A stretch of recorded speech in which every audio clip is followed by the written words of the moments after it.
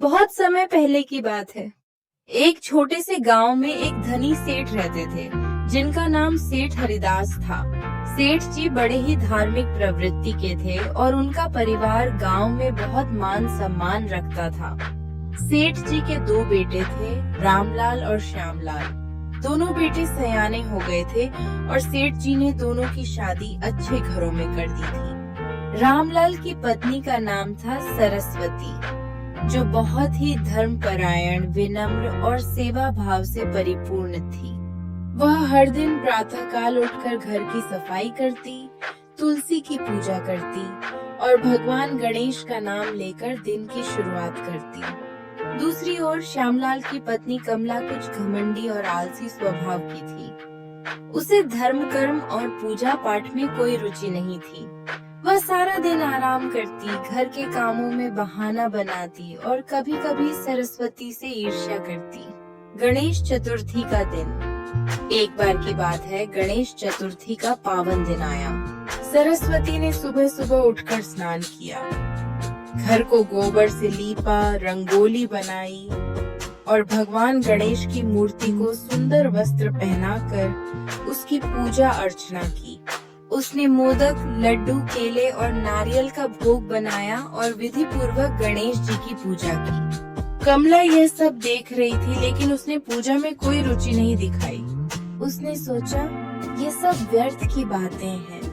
पूजा पाठ से क्या लाभ? मेहनत करने से ही धन मिलता है, ये मूर्ति क्या देगी? वो भी दमे से हम देखिए से की। उसने न तो पूजा की, न व्रत रखा और न भगवान को भोग लगाया। रात्रि को जब सभी लोग सो गए, तभी एक चमत्कार हुआ। भगवान गणेश साक्षात प्रकट हुए। वे पहले सरस्वती के सपने में आए और बोले, हे पुत्री, तूने श्रद्धा और भक्ति से मेरी पूजा की है। मैं तुझसे प्रसन्न हूँ। मांग जो तू चाहती है। सरस्वती ने हाथ जोड़कर कहा, हे गणपति बप्पा, मुझे कोई धन या वैभव नहीं चाहिए। मेरे परिवार में सुख शांति बनी रहे, सबका भला हो। गणेश जी मुस्कुराए और बोले, तू सच्ची भक्त है, तेरा घर कभी दुख नहीं देखेगा। फिर भगवान गणेश कमला के सपने में आए और बोले, हे पुत्री, तूने आज मेरी उपासना क्यों नहीं की? कमला ने अहंकार से कहा, भगवान, मुझे इन सब बातों में विश्वास नहीं है। मैं अपने कर्म से सब कुछ पाती हूँ। मूर्तियों की पूजा से क्या होता है? गणेश जी बोले, यदि तू श्रद्धा नहीं रखती तो तुझे अपने कर्मों का फल अवश्य मिलेगा। कमला ने भगवान की बातों को अनसुना किया। समय का फेर। कुछ महीनों में परिवार में अजीब बदलाव आने लगे। सरस्वती के पति रामलाल का व्यापार खूब बढ़ा। जहाँ पहले वे केवल गांव में सौदा करते थे, अब उनके सौदे शहर तक फैल गए। घर में समृद्धि आने लगी। हरिदास जी भी सरस्वती की प्रशंसा करते नहीं थकते। वहीं दूसरी ओर श्यामलाल के व्यापार में भारी नुकसान होने लगा। उनके खेतों में फसल खराब हो गई।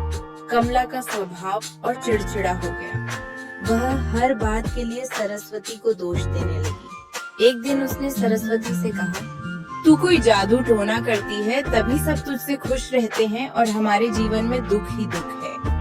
सरस्वती ने विनम्रता से जवाब दिया, भाभी, मैंने कुछ नहीं किया। मैं तो बस प्रभु की सेवा करती हूँ, शायद उनकी कृपा है।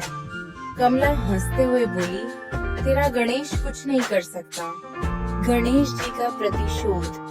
उसी रात फिर भगवान गणेश कमला के सपने में आए। वे अब क्रोधित मुद्रा में थे। उन्होंने कहा, हे स्त्री, तू बार बार मेरा अपमान करती है। मैंने तुझे चेतावनी दी थी, फिर भी तूने मेरी निंदा की।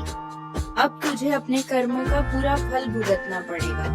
कमला डर के मारे कांपने लगी। उसने प्रार्थना की, भगवान, मुझे क्षमा करे। मैं अज्ञानवश ऐसा करती रही। मुझे एक अवसर दे। गणेश जी बोले, यदि तू सच्चे मन से प्रायश्चित करेगी और श्रद्धा से मेरी सेवा करेगी, तो मैं तुझ पर कृपा करूँगा। कमला का परिवर्तन। अगली सुबह कमला ने सबसे पहले स्नान किया और सरस्वती से विनम्र होकर कहा, भाभी, कृपया मुझे भगवान गणेश की पूजा विधि सिखा दें। मैं अब सही मार्ग पर चलना चाहती हूँ। सरस्वती प्रसन्न हो गई। प्रेम से कमला को पूजा की विधि सिखाई।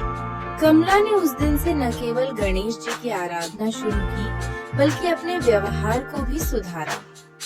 अब वह भी घर के कामों में रुचि लेने लगी और सबसे प्रेम से बात करने लगी। भगवान की कृपा। धीरे धीरे कमला के जीवन में भी सुख आने लगा। श्यामलाल का व्यापार दोबारा चल पड़ा और घर में फिर से खुशियां लौट आईं।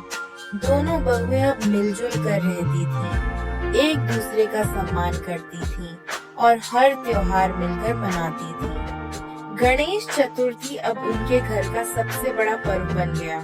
गांव भर में उनके गणेश उत्सव की चर्चा होने लगी। गांव के लोग भी उनसे प्रेरणा लेकर भगवान गणेश की पूजा करने लगे।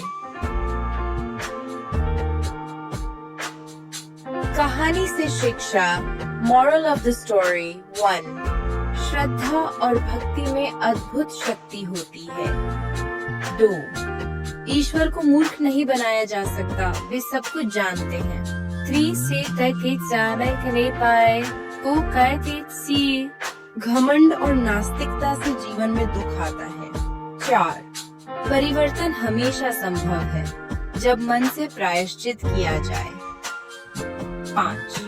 सच्चे मन से की गई पूजा और सेवा का फल अवश्य मिलता है। यह कहानी यह सिखाती है कि भगवान गणेश केवल उनकी पूजा से प्रसन्न नहीं होते, बल्कि निष्ठा, नम्रता और सेवा भाव से जुड़ी हर क्रिया उन्हें प्रिय होती है। 2 बहुओं की यह कहानी आज के समय में भी उतनी ही प्रासंगिक है, क्योंकि यह परिवार, धर्म और आस्था के मूल्यों को उजागर करती है।